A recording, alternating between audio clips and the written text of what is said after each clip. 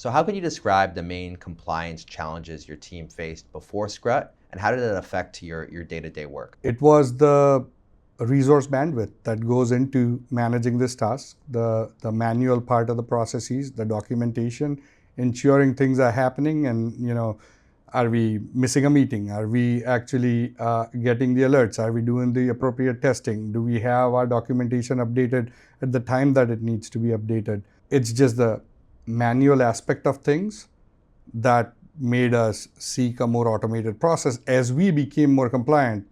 As things were already in place, it was more about actually bringing the necessary automation to get compliance certifications completed. Yeah, it's one thing to do the work to get compliant, but then it's another thing to maintain that compliant. There's a whole bunch of things you need to do to upkeep that. And I've heard from our customers that the automation built into the platform is a game changer in terms of once you're there, making it very easy to stay in that state of compliance. Absolutely. I mean, it wasn't an attempt one time, it's multiple times that we had to go through the exercise where we would be like, hey, we missed that one flag of we should have validated something.